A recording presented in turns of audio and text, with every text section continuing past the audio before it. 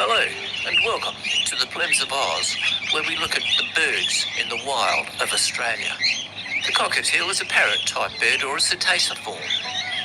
The taxonomic classification of this bird historically has been very interesting. Classifying it as a parrot or a cockatoo has always been difficult. It has a crest, so immediately one would think, it's more like a cockatoo. Yet it has a long, narrow tail, more like a parrot. But the underside of the tail has banding, well, in the female and the juvenile, much like a female Calyptorhynchus black cockatoo. It has a yellow cheek patch. Once again, the yellow-tailed black cockatoo has a yellow cheek patch, and the sulphur-crested cockatoo also has a pale yellow cheek patch. And the bones of the skull of a cockatiel more resemble that of a cockatoo than a parrot. You may think I'm suggesting that this bird should be classified as a cockatoo. Not for one moment. When you look at a cockatoo, when you look at the cockatiel, you will realise that these birds are totally morphologically different. And the good thing is, DNA suggests that they are different than both cockatoos and parrots. So they are in their own genus, Nymphicus, from the Latin meaning small or baby of a spirit. However, they are still in the family Cacatuidae. Cockatiels are flock birds. Most parrots only go in small flocks, whereas cockatoos go in large flocks. It is not unusual in the dry areas of Australia to see flocks over 100, and this is another similarity of the cockatiel to the cockatoo. A real difference between a cockatiel and a cockatoo is that when the cockatiel turns in flight, the white shoulder just shines in the sun.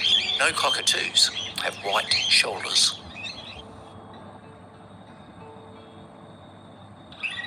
The fastest flying cetaciform in Australia is the swift parrot, and this bird certainly lives up to its name as it flies from Tasmania over to the mainland. The cockatiel is not far behind.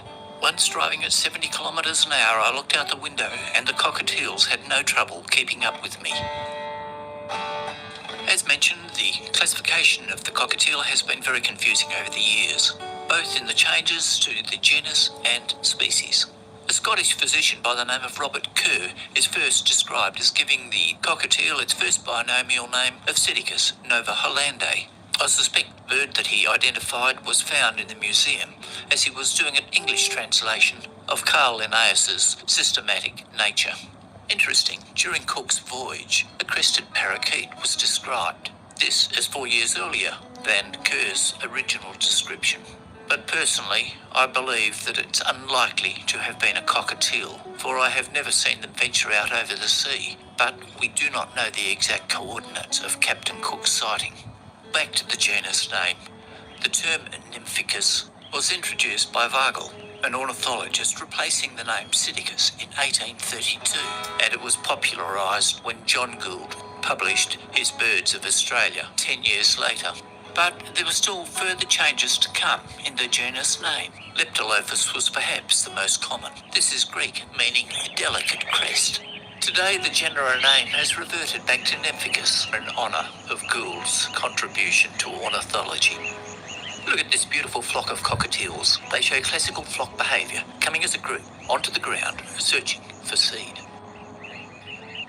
Cockatiels are ground feeders. I've never seen them eating loops or chewing on blossom, only taking dry seed off the ground and green seed off the plants, occasionally chewing on a green leaf. As I tried to get closer to these birds to find out exactly what they were feeding on, I noticed that there were other parrot birds there as well. Not so much parrots, but cockatiels.